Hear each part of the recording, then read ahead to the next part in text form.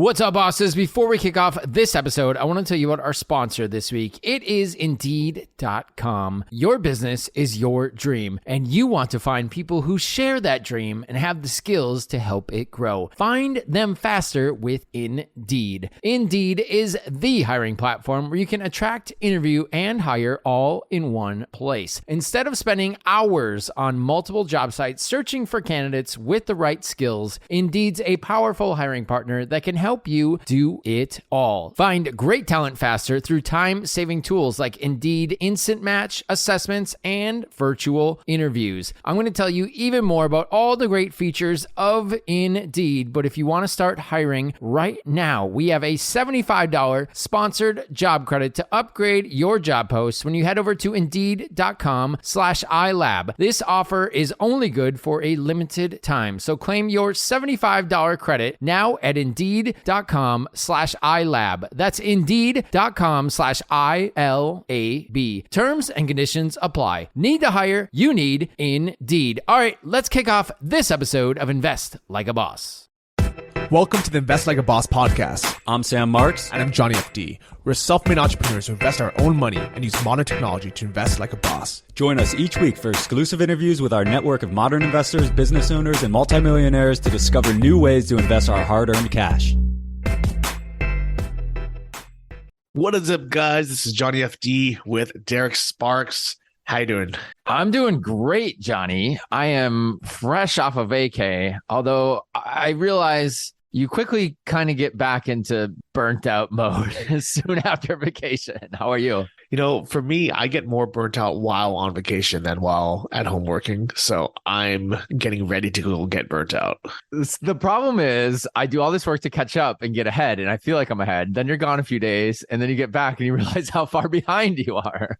Yeah, this is why I kind of just travel slowly. When I do go on vacation, I kind of just work while I'm traveling. So at most I miss a day because I'm in the air or something. But often I get the most done on those days because I'm just waiting around on airports. Yeah, that makes sense. Guys like us that don't have like employees to kind of just shovel off duties off to, it can really get behind quick. Yeah. So speaking of which, I am on my way to Portugal. I'm going to be speaking at a business conference there, but it is a pain in the ass to travel anywhere from Ukraine. I used to be able to take a 20-minute Uber Black for $15, get to the airport, fly anywhere in Europe for $100 or $150, be there in a few hours, and just have that be it. Now, guess how long it takes me to get to Portugal? Well, I think just to get out of Ukraine, since you have no planes, I'm gonna say just to even get to the border, it's probably got to take even longer just to get out of Ukraine than it used to take to get to Portugal altogether.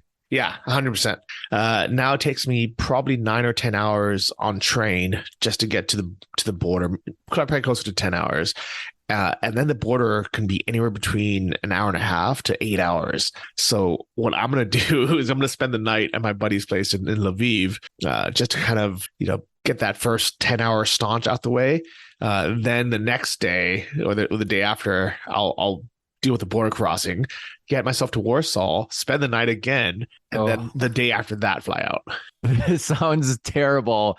And one of the things I hate most in life is waiting in a line. So good for you for doing that. I don't think I could. Yeah, I definitely don't want to do this ever again. But, it is what it is right now. Hopefully this war ends. I can get back to my easy direct flights. Yeah, hopefully that is coming soon. And hopefully things kind of get back to normal everywhere soon.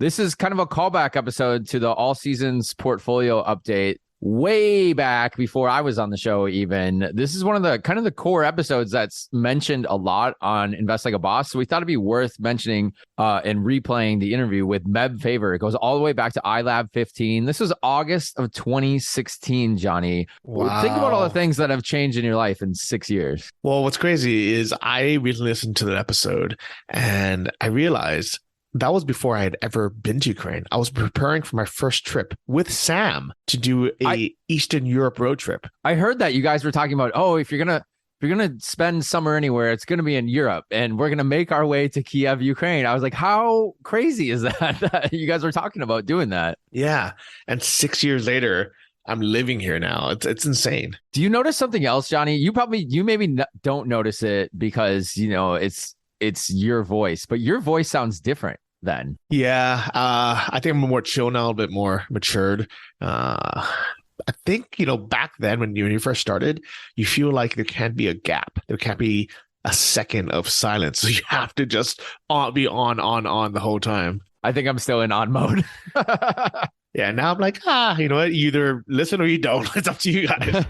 That's a good call. So there's a lot of great takeaways in this episode. Why don't we jump back into the interview? Because the focus of this interview was to talk about the all seasons portfolios. And I think if you guys go back and listen to this interview, which we're going to play again here, it's just as useful today in 2022 as it was back in 2016. Yeah, these are the foundations and the basics that we keep telling you guys you need to listen to and you need to learn. And I doubt most of you have actually heard it in the last year or two. So here it is. And then afterwards, Derek and I are going to jump back on and we're going to break down to see if the advice was right or not, and if the all seasons portfolio is up or down. I'm also going to tell you about some of the rules I broke and didn't take the advice as well. So here's Sam and Meb Faber. It's a call back to iLab 15. Let's listen to the interview. This week's sponsor of Invest Like a Boss is our friends over at Indeed.com. And if you've been listening to the podcast long enough, you know that Indeed is our longest running sponsor of the show. That's because they are the hiring platform you can attract, interview, and hire all in one place. Instead of spending hours on multiple job sites searching for candidates with the right skills, Indeed is a powerful hiring partner that helps you do it all in one place. One of the things that I really love about Indeed is they have these assessments. There's over 135 of them, anything from cooking to coding. It helps you take the stress out of the interview process. So by the time you actually speak to your candidates, you can dive deeper into the things that are most important to you. Indeed is a powerful hiring partner, delivering 4 times more hires than all other job sites combined. That's according to Talent Nest 2019. So if you're ready to start hiring right now, we have a special $75 sponsored job credit to help you get started. You can upgrade your job post at Indeed.com/iLab. Offer is good only for a limited time. So claim your $75 credit now at Indeed.com/iLab. That's Indeed.com/ILAB. Terms and conditions apply. Need to hire? You need Indeed. Welcome back, everybody, to another episode of Invest Like a Boss. Today, I'm joined with the man, Meb Faber, who is the Chief Investment Officer of Cambria Investment Management and the author of 5 books. We're very glad to have him on. Meb, thanks a lot for joining us on the show today. Hey, great to be here. So you're over in Manhattan Beach. I'm in Singapore. We had on Brett Crosby, who is the CEO of Pier Street, and he's also in Manhattan Beach. So we've got almost 2 back-to-back in Manhattan Beach, and it's one of I know those guys. I just had beers with them a few weeks ago. Good guys. I'll have to listen to the podcast after we finish. So it was the exact same timing. It was 8 o'clock in the morning my time, 5 o'clock their time, and Brett was headed out to the Manhattan Beach Pier for a beer afterwards. So hopefully we won't keep you too long, but I really, really love the content that you publish. It's fun. It's easy to follow, high energy, highly explorative. So all the things that we love here. I wish the investment world had a lot more people like you. And I know a lot of our listeners already listen to you and follow your podcast. They follow a lot of the content, which is actually how Johnny and I got introduced to your blog and everything else that you guys do.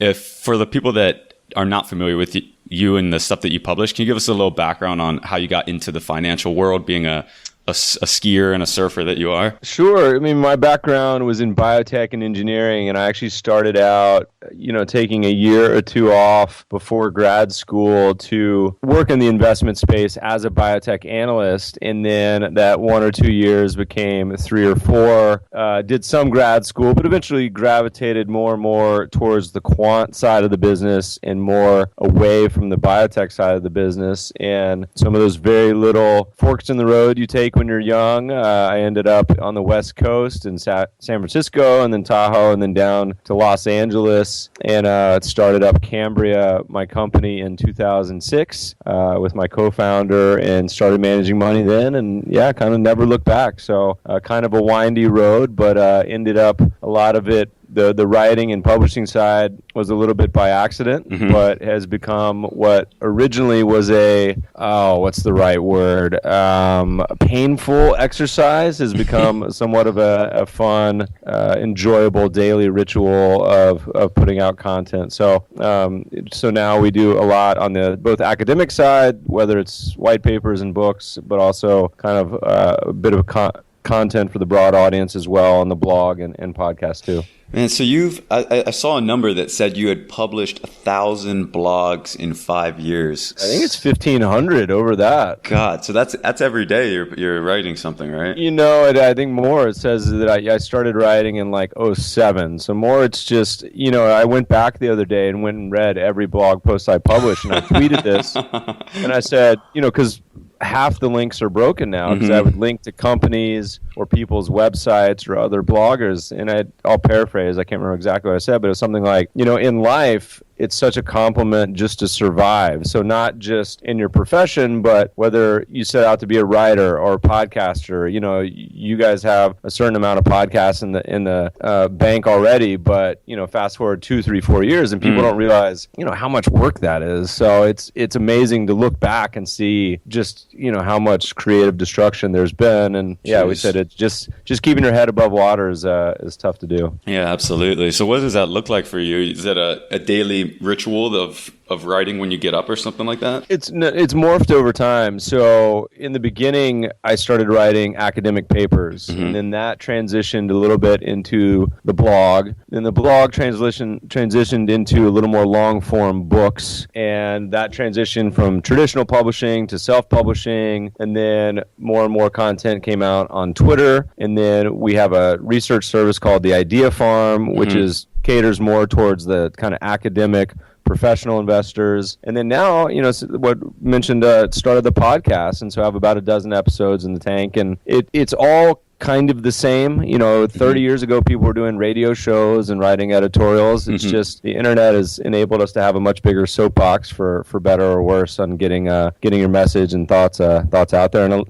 enables you to talk crystal clarity with somebody in Singapore to LA nowadays. Yeah, it's pretty incredible. So we have a Facebook group called the Boss Lounge, where we kind of have a lot of our listeners in there, and we're just talking about pretty much new ways to invest and trying to figure out fun ways to learn about investing, because so much of the stuff that you buy in a book from the 90s is completely outdated. And one of the things that turned, I guess, so Johnny and I are both, I would say, well, we're both entrepreneurs, or we've both made money previously through businesses, and we come into the position of trying to learn how to invest, where traditionally all of the, our parents, everyone, they would either buy a piece of property or they give the money to a broker. And there wasn't that many options, or a couple of bank products. So we're trying to explore all the new modern ways of investing and get educated in the modern world of investing versus books that were written back in the 90s or something. And one of the books that kind of piqued our interest was the Tony Robbins book, Money Master the Game. And there's a lot of different opinions out there about the book, but I think similar to one of our favorite books, which was Rich Dad Poor Dad, it just kind of retrained you to think differently about money, or about the way that you were taught to do something.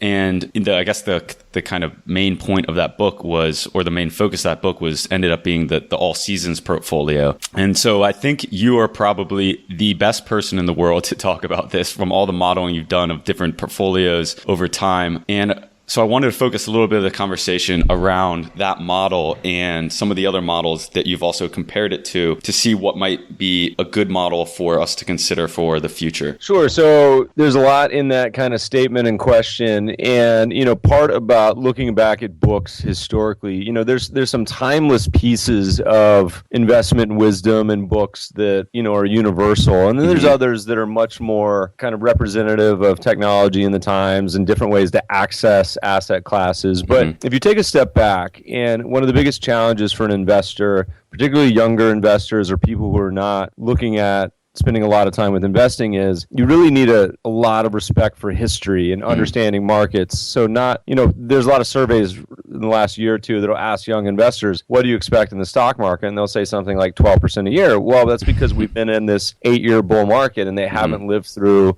a global financial crisis like an '08 or a tech bubble like 2000. But each different type of market rhymes somewhat differently. But being able to look back to 1900 and say, hey, look, I understand that this is the U.S. experience, but also these other countries went through hyperinflations, or there's countries like China and Russia that shut down their capital markets altogether.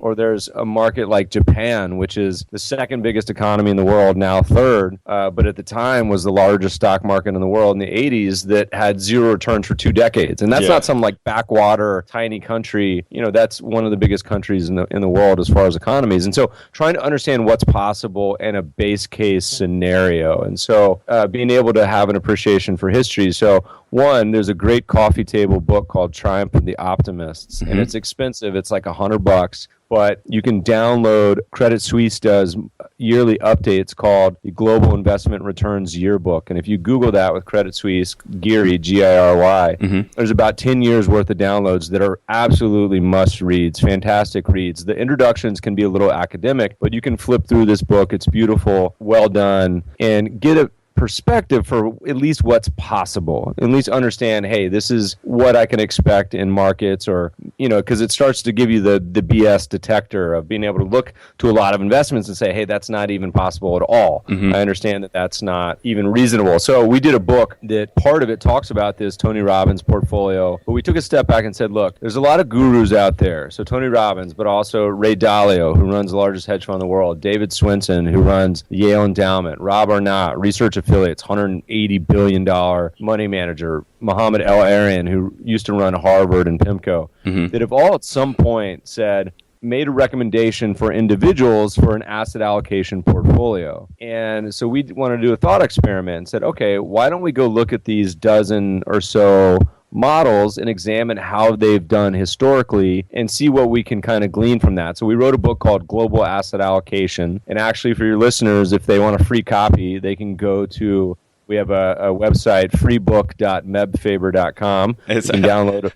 I bought it on Amazon, and then I saw the free link afterwards. Hey man, it's only $3 on Amazon. So either way, I'll buy you a beer next time you're in LA for the $2 I get from that. Cheers, bro. So anyway, download it. But it's a fun book because we look at all these portfolios that are vastly different. So some of them, for example, will say put 25% of your portfolio in gold. And others will say nothing. Buffett famously says put 90% of your portfolio in U.S. stocks and the other 10% in cash. So there's these very different portfolios. And so we tested them back to the 70s. And one of the biggest stunning takeaways was that over the course of the entire period, so that's 40 years, there was a very, very tight coupling of the returns. So top to bottom, best to worst performing portfolio, if you exclude the permanent portfolio, because that one it was developed decades ago, but it's a 25% each in stocks, bonds, gold, and real estate, I think.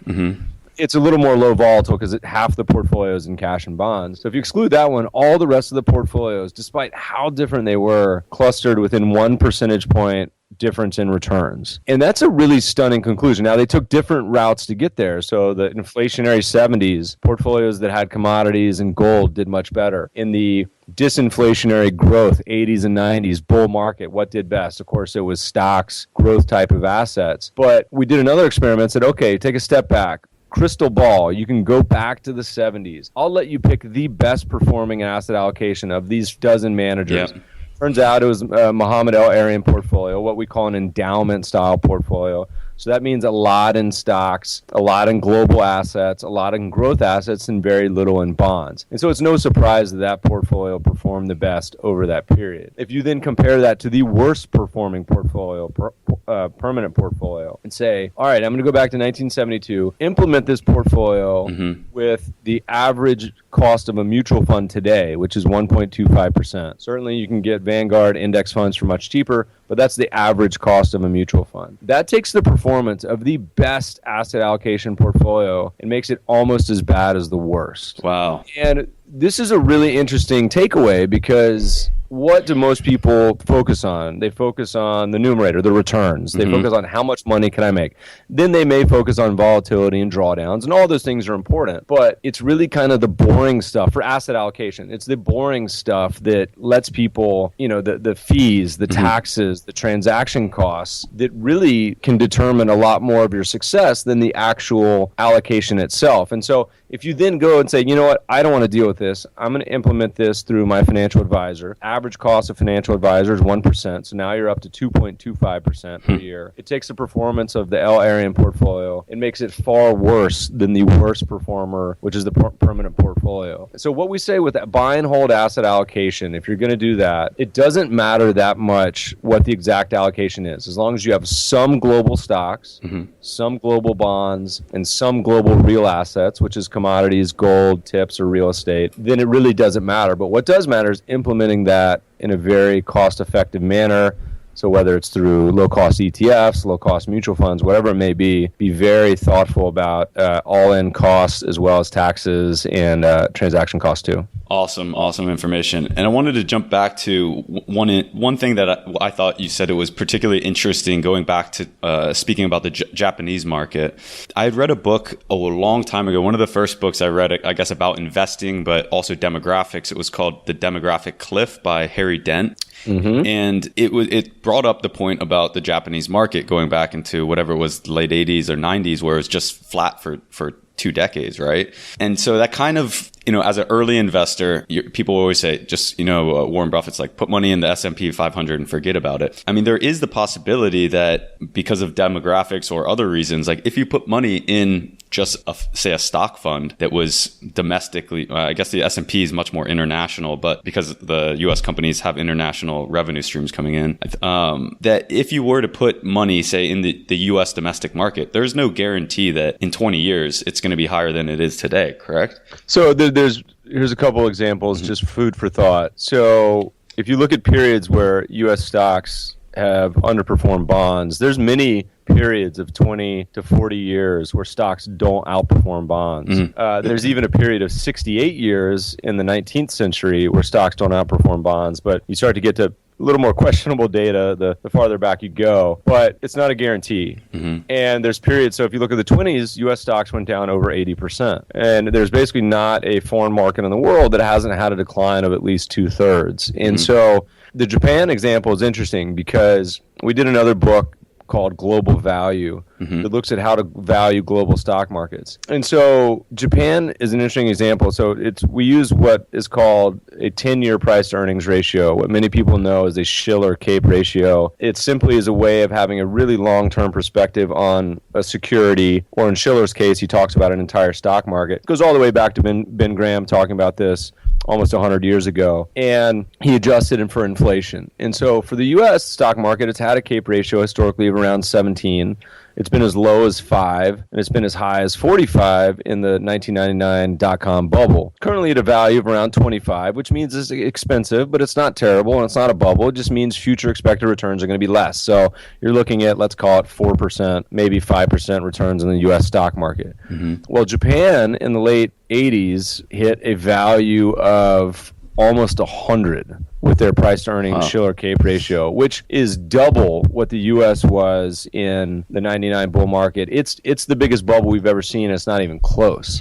And so the younger listeners aren't going to remember this, but there's a lot of coincident indicators when stuff like this is going on, when the world's going crazy. If you're in the late 90s, everyone's talking about dot-coms, and this is the world-changing technology, which it was, but people get too much greed and you start to see these market manias. Well, it happened in Japan in the 80s because Japan was transforming the way the world did business. There was automation. They were dominating electronics, automotive. And so the reason their stock market had 20 years of terrible returns, what they call the lost decades, demographics may have played a role, but the biggest headwind was the fact that they had the largest bubble we've ever seen. And so it took them 20 years to work off that bubble. For the U.S., it only took 9 years after the 99 bubble. And so the magnitude of the bubble often will show how long it takes for the market to correct. And so the way the world looks right now, the good and the bad news, the U.S. is one of the most expensive markets in the world, but the good news is the rest of the world is either reasonable or really cheap. So emerging market index in general, really cheap. It's at a CAPE ratio of around, I think, 13 or 14. There's about a dozen countries that are in single-digit PE ratios. We did an article at the beginning of the year called something like Global Stock Valuations. It said the cheapest market in the world right now in January was Brazil and Russia.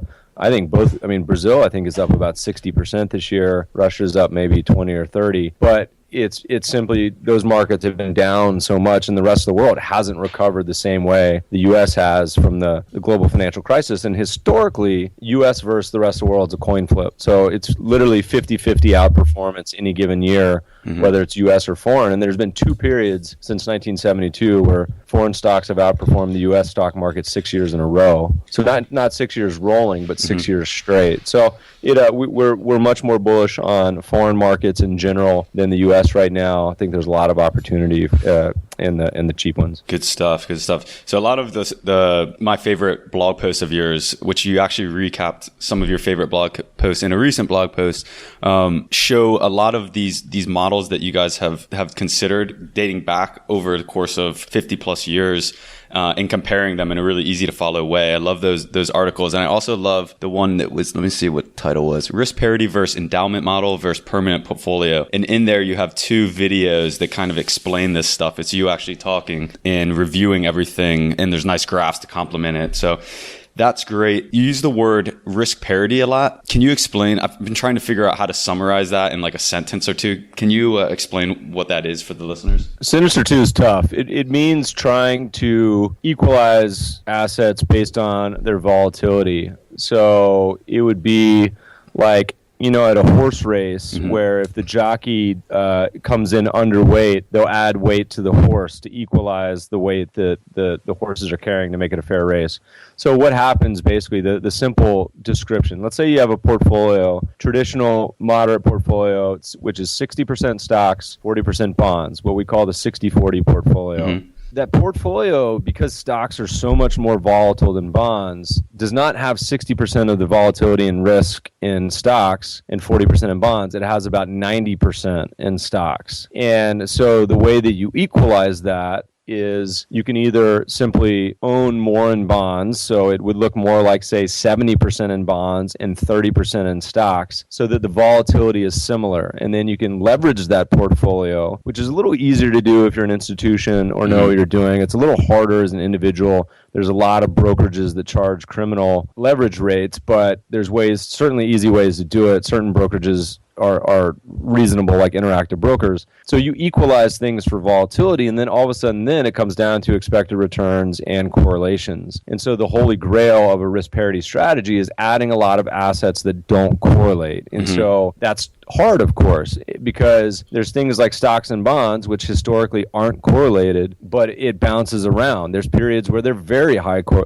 correlated, and there's periods where they're definitely highly uncorrelated. So it's a challenge, and that's what makes asset allocation fun, because there's regimes and periods where things look similar and don't. And that's why 2008 surprised so many people, is because we haven't seen a deflationary environment like that in a very long time, probably back to the 1930s in the US. And so risk parity, you're trying to find as many assets or strategies that you can equalize for a certain level of volatility or returns. And basically it allows you to customize it any way you want. That's the longest 2-second description I can think of, but it's basically trying to say, we're trying to make things, all things considered, make things equal. So to make this easy for someone to digest, you guys created a risk parity model that's called the risk parity 160%. It sounds right. Yeah. And so that was, you compared that over some of the other models that you just talked about, the 60-40, the perfect portfolio. And over the last 40 years, it seemed like that outperformed and was less volatile than all the others. I'm trying to see what I wanted to bring up what the percentage breakdown was, but it was really heavy in bonds. I think it was like 70% in bonds. Yeah. The simple takeaway for risk parity often is that the practical implementation is that you end up with more in bonds and less in everything else. And so part of the challenge there, of course, is that you've had this massive bull market in bonds starting in the early 80s that still continues today, with the U.S. sitting at, 1.5%, but half the world sitting at about 50 basis points, and even a number of countries, which I'm sure if you polled most of the economists in the world 5-10 years ago and said, what's the chances of a world where sovereign bonds are actually negative yield, they would have laughed at you. And so we have this world, we've had this massive bull market in bonds. And so one of the biggest challenges, of course, to a risk parity portfolio is, will that continue? And I think that's really hard to be able to count on,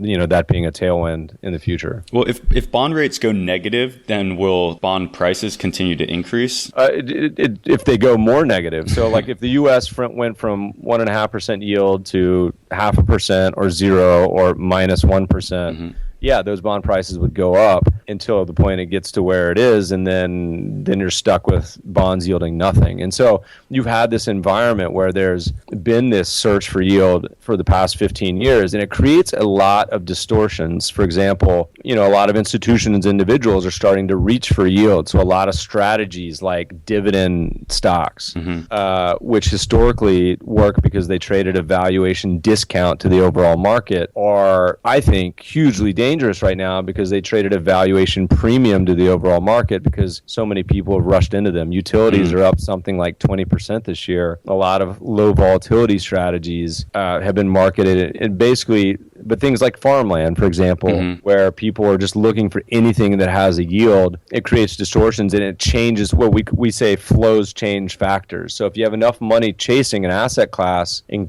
get to the point where that asset class is expensive and no longer attractive to the end investor. Yeah. Would you class REITs as the same as that? As REITs have had a monster run. And so if you look at valuation models for REITs, and it's a little more esoteric, but even just looking at the dividend yield, REITs are certainly not an attractive valuation. And we look at the world from two stands. One is valuation and one is trend and momentum. So REITs have had a wonderful momentum and trend. They've been going up. They have very strong performers. So that's a positive note. Valuation, though, the more they've gone up, the worse the valuation looks. So it's a mixed bag, but they certainly are not cheap. Yeah. So as you said, a lot of people are concerned about rising rates with a bond allocation. And I look back at the risk parity model that you guys tested in the 70s, and it was about even. I mean, the allocation was 70% in bonds, I believe, but it actually outperformed most of the other models. I think there was 5 or 6 other models that you tested back in the 70s. And I think the real returns, or the nominal returns, were 8% of the risk parity, and the real returns were about even. But I would have thought that would have performed much worse than the other models in the inflationary 70s. The 70s were brutal for almost every asset class. So depending on the model and what it included, for example, if the allocation included gold, which did wonderful in the 70s, then it helped balance it out. And a risk parity portfolio basically says any asset that you think is a reasonable expected positive return over time, you can include in the portfolio. So depending on exactly what it had, it may have had good performance or not. I can't remember the exact allocation, but including things like commodities and gold certainly would have helped in the 70s, and are having a wonderful year this year. Many commodities as well as gold and silver, and emerging markets are having strong returns in 2016. The all seasons portfolio that was outlined by Tony Robbins, it seems to be almost a perfect take off of Ray Dalio's at, I think it was Bridgewater. Yep. Bridgewater, yeah. So I just want to review, for the listeners that aren't familiar with that model, it's 40% long-term government bonds, 15% intermediate government bonds, which would be a total of 55% in bonds, 21% U.S. stocks, 9% foreign stocks, 7.5% gold, and 7.5% commodities. And it looks like that of the models that you guys tested, that model over the course of, say, 40 years, underperformed four of the 9 portfolios. However, it's kind of like going back to what you said before. It's all those over the course of that much time operated in a pretty tight range. And I liked at the end of your post where you compared all these together. And the conclusion was, quote unquote, go enjoy your summer, which I just took as don't overthink it. As long as you have something in this range, and you're going to hold it long term, just don't obsess about it. Most people are human, and being human means we're full of emotions, greed, fear, but probably even the biggest one, envy. And all we want to do is muck around with the portfolios. And Fidelity had a great study that looked at performance of their individual accounts and found that the best two performers were either accounts where people forgot they had an account or where people had died. And so it's a great example of just like laziness and sloth when it comes to asset allocation. The worst thing you can do is change your asset allocation based on what's working. So the 70s is a good example. If you invested in the 80s and 90s based on what worked best in the 70s, it would have destroyed your return. And so coming up with a policy portfolio or an allocation where you're comfortable with it and you basically stick to it, that's fine. And then Rob Arnott has a good phrase called over rebalancing, meaning when you just rebalancing every year or every 2 or 3 years, but making sure you rebalance to you're buying the things that are down and selling the things that are up. And it doesn't really, like I said, it doesn't really matter the exact allocation as long as you have the main elements, as long as you stick with it, because any asset class, you got to learn to be asset class agnostic, which is hard because everyone wants to cheer for a certain asset class. We tweeted out a study that talks about home country bias,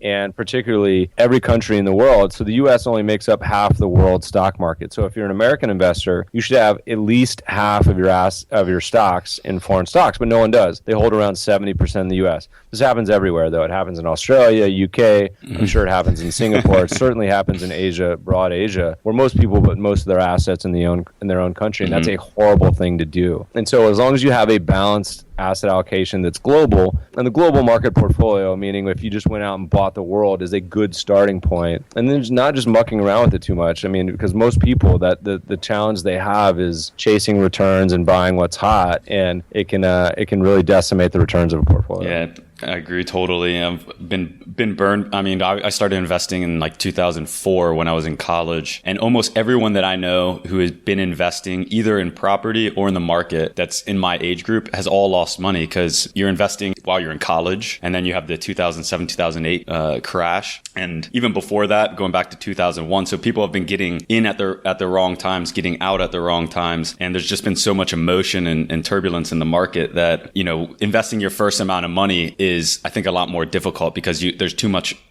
emotions attached to it to foresee the future and be able to have the mindset to be able to handle 50% dips, right? Yeah, and the challenge is that this shows up behaviorally in all of the statistics. So people chasing performance shows up in what's called dollar-weighted versus time-weighted returns, meaning time-weighted is simply the returns of a fund. Dollar-weighted is how much people put money in. So one of my favorite examples is a mutual fund that was the mutual fund manager of the decade in the 2000s, Ken Huebner's CGM fund. And this fund did something like 14% a year, but the average investor in this fund not only didn't do 14%, didn't even have positive returns, had negative returns because he had a 70% year. Everyone said, this guy's a genius, gave him a ton of money. His fund goes up how many ever billions, and then he has a huge drawdown of 50% or 70%, whatever it was, and all the money comes out. And people do this over and over again. And most of the academic studies shows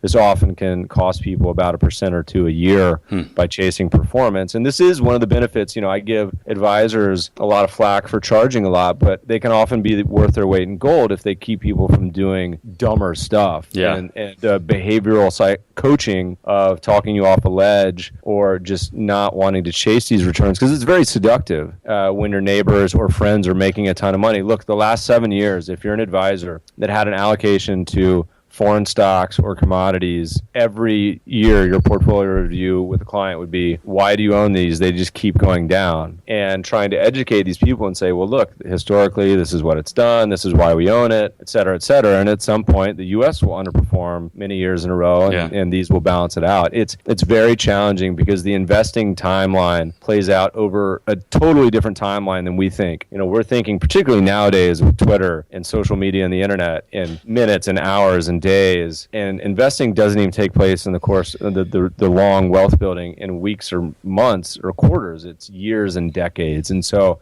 the biggest challenge is by far for most people is overcoming their emotions. Yeah, it's so true. And it's very scary that trading is too fast now. So someone like me who has too much time on their hands, I turn on the TV, there's a geopolitical event, and I'm 4 seconds away from my E-Trade Vanguard account to either buy or sell. And like you said, if it would just work out so much better, I know from my personal experience and my investing track record to have just never had access to be able to make those trades. The good news is though, like especially for young people, is that it's really hard to impart that knowledge on someone who hasn't been through it. So trying to explain a bear market or what it feels like to lose 50 or 80% of your assets in your portfolio, or because when that often happens is also usually correlates to it being a bear market and poor recession in the economy, people losing their jobs, everything else happening at the same time. And trying to explain that to someone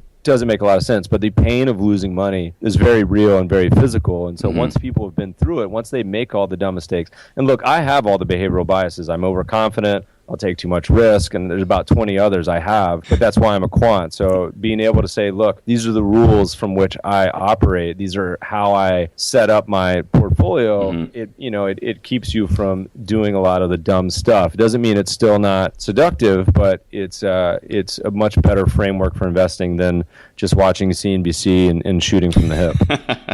As we all do.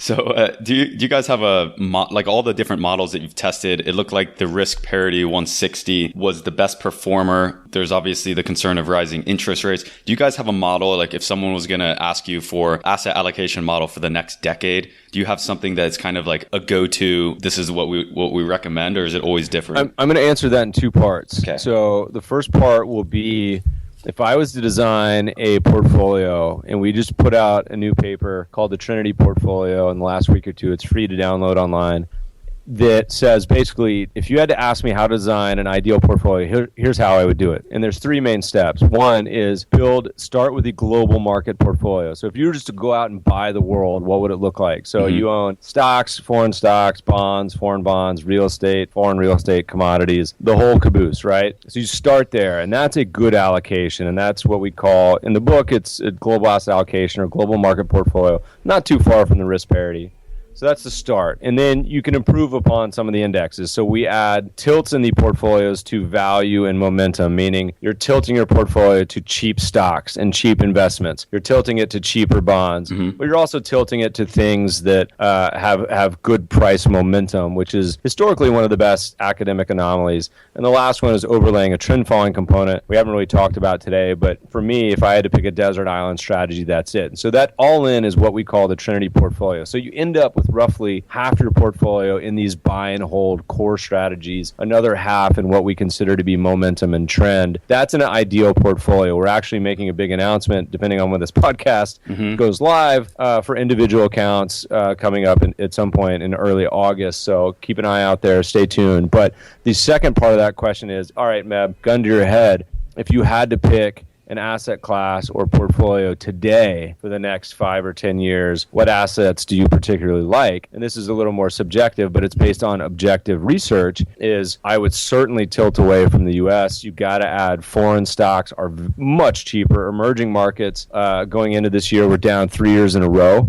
This is a study we put out in my first book, The Ivy Portfolio, where examining asset classes that have been down 3 years in a row. And this has only happened 4 times since 1972. It happened to long bonds in the late 70s, early 80s. It happened to U.S. foreign and emerging market stocks 2000, 2003. The future 2-year returns are about 50%.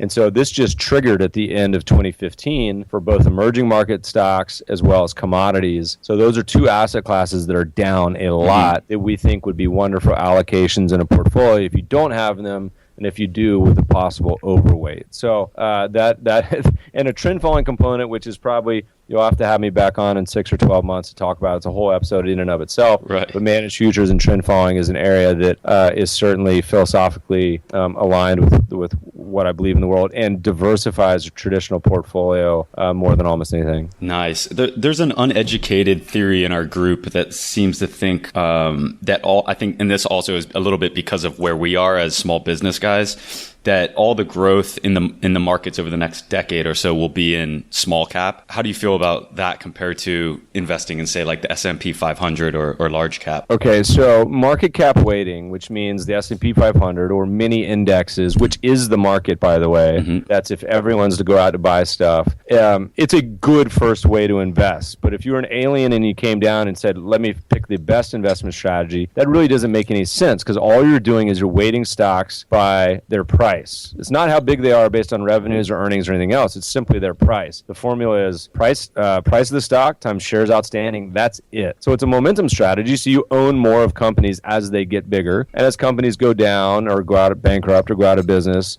you own less and less of them. So it's a reasonable strategy. But the problem is market cap weighting has an inherent bias to owning more of expensive stocks. And so also the bigger a stock gets, so Apple, Google, IBM, Exxon, Walmart, all these huge companies, it's the property of capitalism that when you're that big and making that much money, you have a huge target on your back. And that's the beauty of creative destruction in our marketplace, is that when Apple's making these killer iPhones, other companies say, hey, we'd like to make billions of dollars too.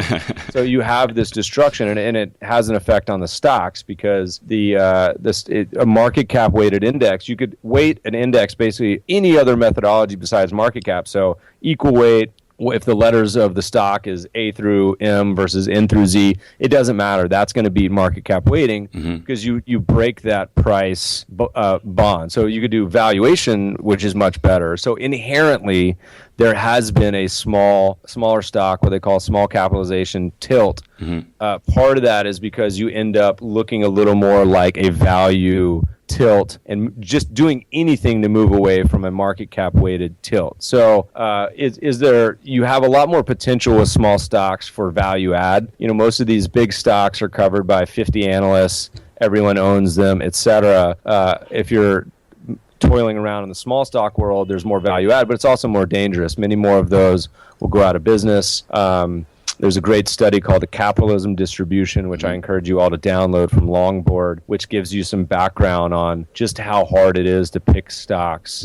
But yes, in general, as my E-Trade account indicates. Exactly. So it's the numbers are stacked against you, unfortunately. So, but if you are looking for the big winners, obviously it's not going to be a company that's a $500 billion market cap already, like an Apple. It's going to be the company that's a 50 million market cap that can grow into a 500 million, 5 billion, that are going to be these 100-bagger type of stocks. The challenge is most of the characteristics for those stocks are usually not the characteristics you really want if you were to go out and screen for them. So it's tough. Gotcha. It's really hard game, but it doesn't mean it's not fun. It's not worth doing with a part of your portfolio. It just means it's hard to find. Good stuff.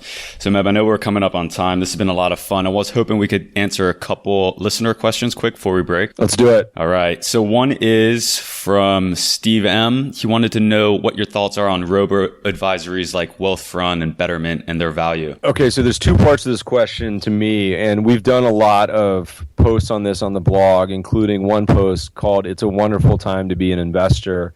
The offering to individuals is outstanding, and it gets better and better every day to be an individual investor. Commissions are going down. In many cases, they're free through an app like Robinhood, or certain brokerages have zero commissions like Wealthfront and Betterment. They were some of the pioneers in these digital advisories.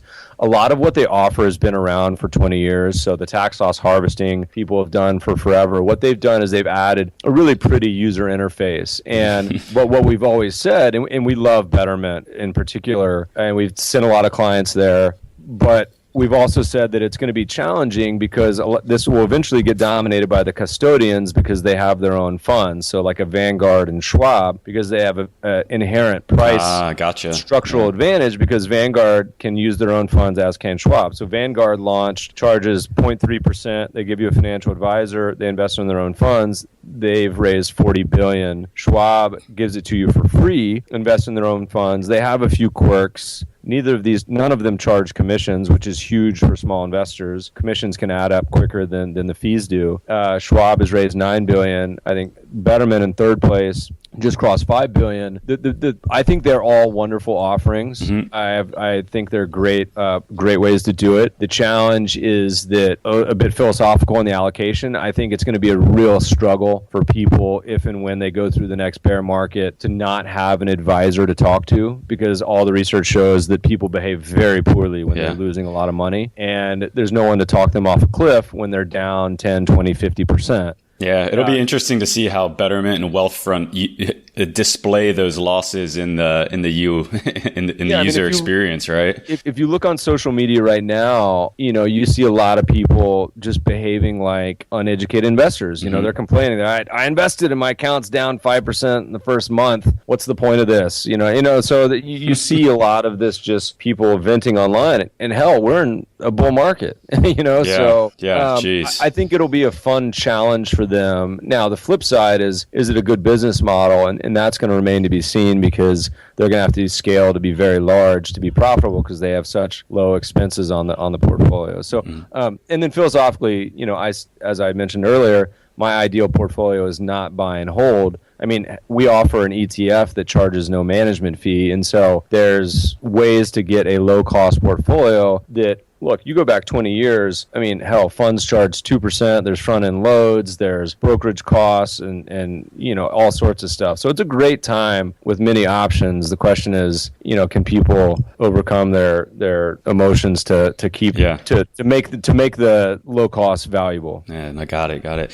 One other question is from Nico. He says, if you have $50,000 and you want to protect the principal and keep it liquid, but want more interest than a bank savings rate, is the standard route to go just to put it in T-bills or, T-bills basically? Well, so a diversified allocation is a good step. So if you were to go buy a diversified fund with the knowledge that it could be volatile, but low volatility and could have drawdowns, I mean, that's not an unreasonable thing to do. For younger investors that don't have a lot of money, I honestly think personal finance is much more important than investing. Mm-hmm. So not paying 20% credit card bills, saving money, and doing a lot of things and not sweating as much their investment accounts in the early days, but starting to allocate and allocate every month if you can help it, or every year, or how much ever you can contribute. That's what really snowballs over time, because the earlier you start and the more you start, the better it is. It doesn't matter so much the returns; those will come, but it matters that you're at least getting started. And so, look, if you can't risk anything, then of course the simplest way to reduce risk is not taking in the first place.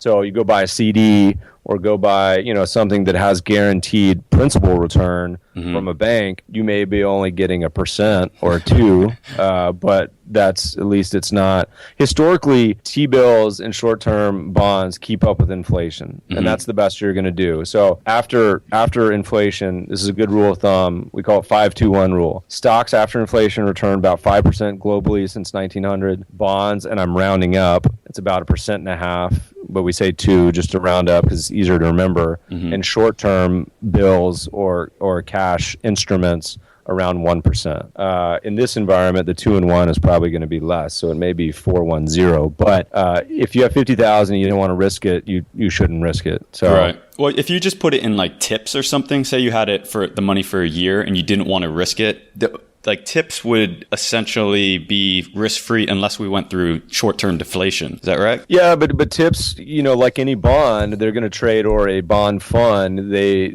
price can move around. And if you look at like a 10-year bond fund going back to 1900, they were equally as risky as stocks once you included inflation. So a 10-year bond fund would have declined by almost 50% at one point because of the erosion of inflation. So they don't look as bad on the surface. Stocks, historically, the big risk is big price declines. Big bear market, you lose 50-80%. Bonds, it may not look like they're losing much, but it'll happen over a decade because inflation will be eating away at the actual bond. So something like cash, same thing. If you are in a world of what people call financial repression, where inflation is equal or higher than the bond yields, then you're going to actually be losing money and just kind of, slowly not treading water, but essentially drowning from this chipping away of your principal. Gotcha. So bonds can be risky. It's just it's a little different. Good stuff. Good stuff. Okay, one last question for you. It's my favorite question from Johnny. He says, if World War III breaks out, where do you want to be invested? World War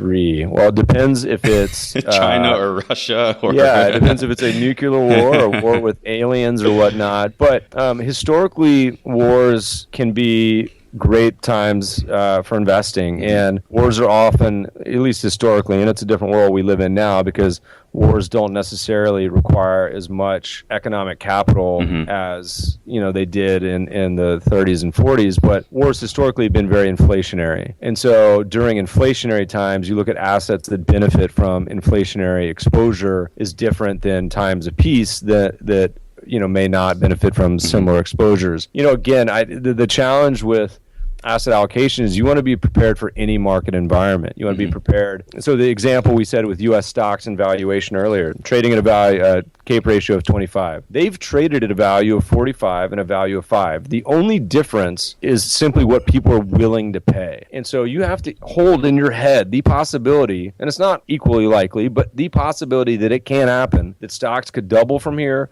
or go down 80%, because both of them have happened in the past. Yeah. So coming up with an allocation where you say, look, I understand that this is what could happen to this allocation, this is what the world could look like, but let me have an exposure to everything so I can prepare not just for the tail risk of things doing very poorly to downside, but also missing out on the upside. So you want exposure to surprises and shocks to the upside as well, with growth and bull markets too. So same thing. Have a diversified portfolio and don't bet the ranch on any one market outcome. Yeah, a lot of these portfolios that you modeled all have a percentage in gold or commodities. I found that kind of hard to play within Vanguard because they don't have a gold fund, and they also don't. I guess they have a materials fund, which I guess would be kind of like the commodities. But I found it hard to get the gold component in, so I went in. I started a different account through E-Trade just to buy like GLD, which is a gold fund. But yeah, so again, I mean, looking historically, every asset class, there's times when they do awesome and there's times they do horrific, and almost any asset class alone can have periods where they decline 50 to 80%. It's happened with REITs, commodities, gold, stocks, foreign stocks, everything. And so there's periods where gold just crushes it. I mean, the 2000s was a great period for gold. It's been terrible the last few years, but it's been great again this year. And then the periods, they rhyme. There's things that are good for gold, such as negative interest rates and negative real interest rates. Great for gold, but it's not guaranteed. So owning some, I think, is a great hedge against a number of things. But again, I tend to be asset class agnostic. Most people that love gold are slightly insane. The gold bugs you talk to, they think the government's out to get you, and they're gonna buy a ranch with guns and stock up food for the next 50 years. I'm not saying that's totally crazy, but everyone tends to have their favorite asset class, and becoming wedded to those is really, really dangerous, because you can start to believe, kind of your own BS and own way too much. And then next thing you know, you have a 70% bear market and don't know what to do. Yeah. Well, Meb, this has been a lot of fun. We could sit here and talk to you for hours and hours. So hopefully down the road, we can have a round 2 and catch up more on what you're doing and see what the updates are. For all the listeners out there, Meb's got a lot of books. He's got a lot of content. Everything is very easy to get through and very educational. Also has a new podcast, so we'll leave those notes for everybody else. Meb, if there's anything else that the readers and listeners should pay attention to, any links that you want to share, please just forward them over. We'll include them in the show notes. And it's been a lot of fun. Just want to thank you for coming on the show and sharing all of your knowledge with us. We have a lot to digest. Thanks for having me. Looking forward to next time. Alrighty. So everyone else out there, look forward to another episode of Invest Like a Boss next week, and we will catch you soon. Okay. Thanks again, Meb.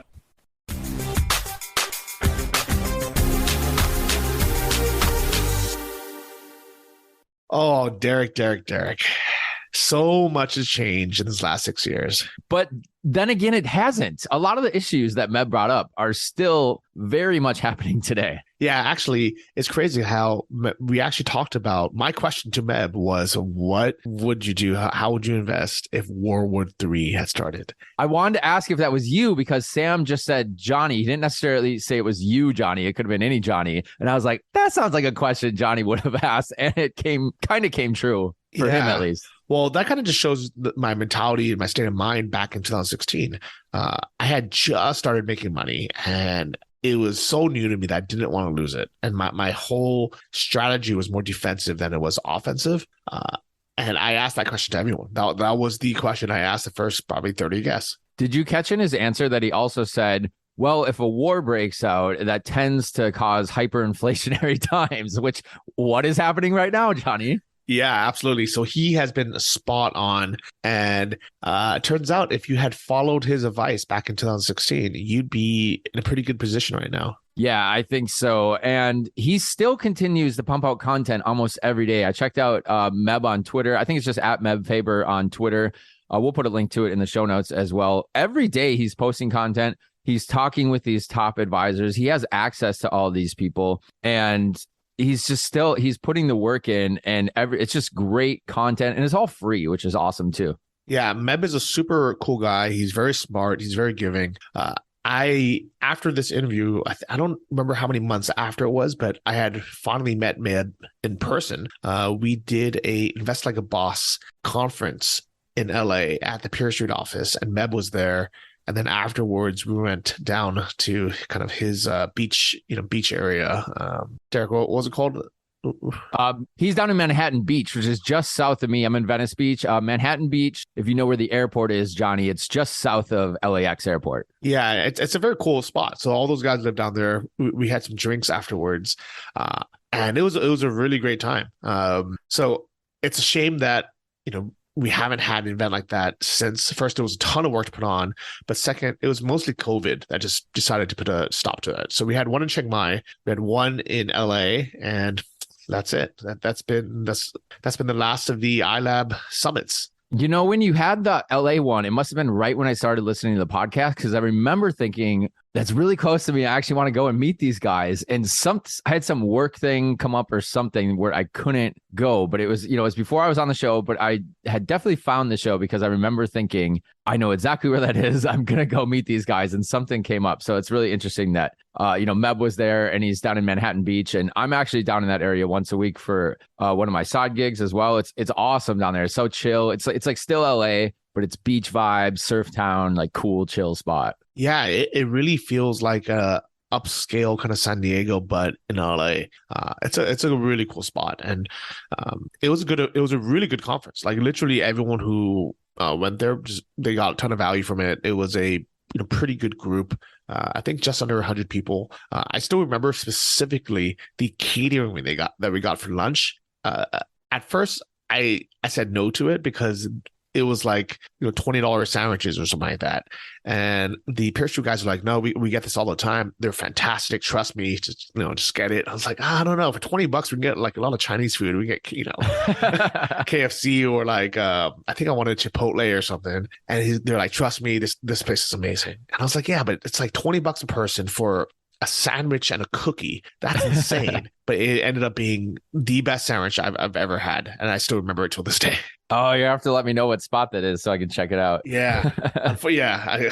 So next time it's probably $30 now, though. Oh, yeah. With inflation, it's crazy. So speaking of inflation, one of the big topics that we talked about on this episode was Tony Robbins, Money Master the Game, and the all-weather portfolio, the all-season portfolio. Thankfully, in his kind of update to that book, which he calls Unshakable, he stopped mentioning it. And I almost kind of feel like he got some flack for pushing Stronghold Financial and the all-season portfolio so much that's why he came out the second book. So you guys brought that up a lot. And I remember the early days of the podcast, you and Sam were really influenced by that book by Tony Robbins. And I know you're a big fan of Tony Robbins. Do you know his position in Stronghold Financial? I mean, I feel like Tony Robbins has some kind of financial stake in that. Yeah, I haven't followed it recently, but I'm pretty sure in the beginning he had some kind of stake in it, and then he changed. I don't know if he converted it or the last minute he signed it off as all that money will go to charity. So Gotcha. who knows? Who knows what he was doing? But it was definitely it was very obvious when they were pushing it. So let's dive in. Do you think that actually? Well, first off, do you remember what was in the all seasons portfolio? You want to take a guess? I don't necessarily. You want to refresh me? Yeah. So it's a mix of U.S. stocks, I think total world stocks, treasury bonds, and gold. And this allocation is supposed to be back tested to be, all weather portfolioed, like all season tires, where it works whether the market's going up, down, or sideways, and like it never loses money and it always does pretty good. It doesn't do the best, it's not the strongest performer, but it always does pretty good. And it was really for those people who were a little bit scared, a little bit of, not big risk takers. They wanted a very balanced portfolio. Yeah, so I'm looking at it right now. It looks like, at least in this model I have, and it's actually from Meb, which is funny enough. I just Googled Tony Robbins all seasons portfolio, and it's a chart from Meb. So 55% U.S. bonds, 9% foreign stocks, 21% U.S. stocks, and then 0 real estate, interestingly, 8% gold, and then 7% commodities. Yeah, exactly. So do you think that in the last year it's up or down compared to I guess in general, and then how do you think it compares to something like just if we had invested in VTI or Vanguard total stock market? Well, since it's so heavy in bonds, I'm actually going to go out on a limb and say that it is up, but just slightly compared to a VTI. Are you saying 1 year ago from this recording? Yeah. I'm going to say VTI is actually lower than the all seasons. So you think that you would have done better if you had invested in all seasons? I'm thinking so, considering the current environment, but now you're making me second guess myself. All right. So it looks like, at least from the most recent data, which is I think from a month ago, everything basically the last year was down, including bonds for whatever reason. Maybe, yeah, I'm not sure why, but everything was down except commodities. That's been up because commodities, inflation, everything's been up. Yep. So it looks like with the all weather portfolio, all season portfolio, you would have been down 8.42% versus if you had just invested in VTI, you'd only be down 7.75. Oh, so it's so minimal, which is kind of to the point where Meb had talked about. It's like it's not so much about your allocation to all these different asset classes. It's more of sticking to a plan and stop rebalancing everything, which is so much of a problem for me until, the last few years. I've stopped just like tinkering with things and sticking to a plan. Yeah, absolutely. I mean, go enjoy your summer. Go enjoy your summer in Europe. I do think that that has some merit to it. Putting your money in somewhere and just letting it sit. I also liked his point that he said, don't just focus on what's worked in the past and expect that to work again. I think, obviously it's an extreme example, but look at something like an AMC stock. While we're recording this today, AMC had its crazy run. It fell down, went back up, fell down, went back up. And as we're recording it this morning, AMC stock is down 40%. That's obviously an extreme example, but anything that maybe worked 5 years ago and it's worked for you in the past doesn't necessarily mean it's going to work again. I can't believe that people are still day trading AMC stock. And what's really funny is in this episode, we also mentioned Robinhood as in this new app.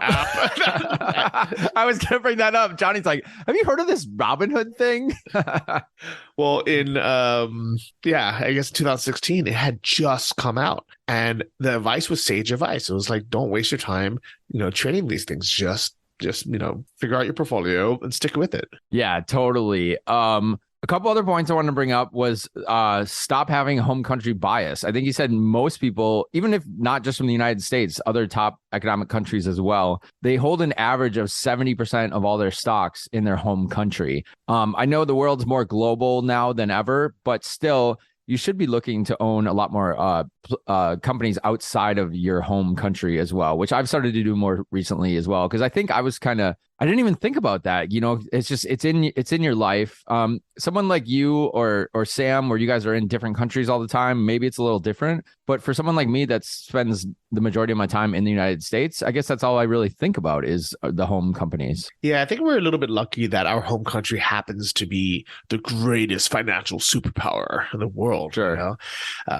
If we didn't live in the US or our money wasn't in US dollars, we'd really have to think twice about this. You know, I was surprised. I think I met someone from, I don't remember. I honestly don't remember where they were from, maybe Germany or Canada or, you know, one of these kind of random countries. And I asked them, like, when they invest in the stock market, are they investing in their local stock market or the, you know, US stock market?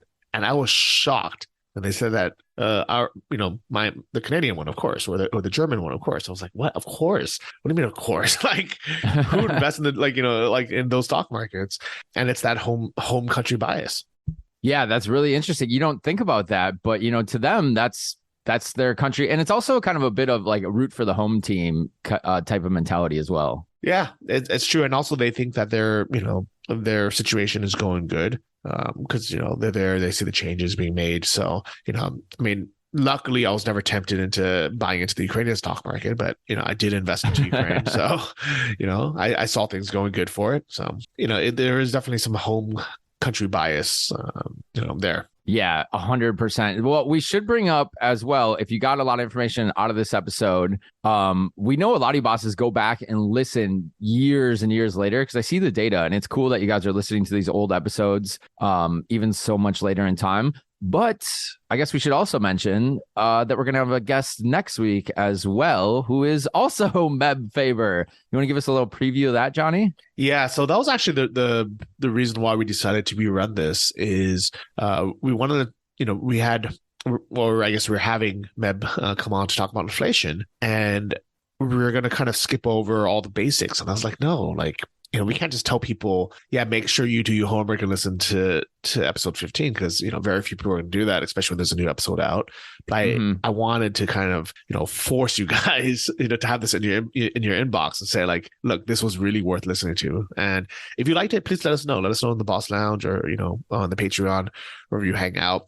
Because we're not going to do these episodes, you know, these rerun episodes too often. But when we think that there is a, you know, deserving update, I think we should re-air some. I agree. And you know what? It's like everything, you know, we know these are principles that we should follow, but it's good just to hear it again, because I've listened to this episode, you know, maybe 4 or 5 years ago, and I haven't listened to it since. But to hear it again is like, oh yeah, I forgot about this, or I forgot about that, and I should be doing that, and why aren't I doing that? Or some of those things is like, yeah, I am doing that, and maybe something stuck. But repetitiveness is good, especially when it's, you know, not just trash reality TV. You know, listen to a good podcast. Yeah.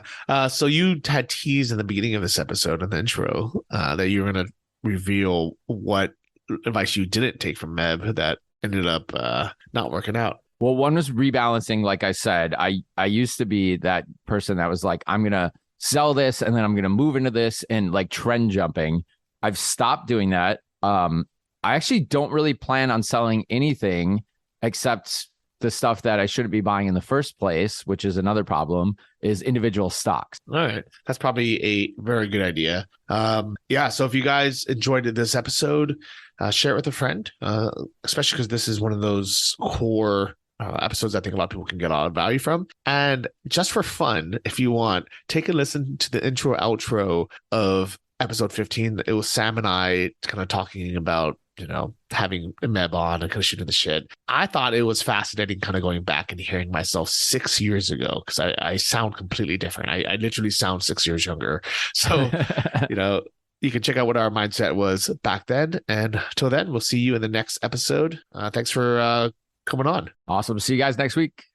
Thanks for listening to the Invest Like a Boss podcast. Join our mailing list at investlikeaboss.com to get exclusive access to our insider investment portfolios and our private members forum. If you enjoyed this episode, please subscribe on iTunes or your favorite podcast app. Tell your friends and leave us a review in the iTunes store. It helps more than you know.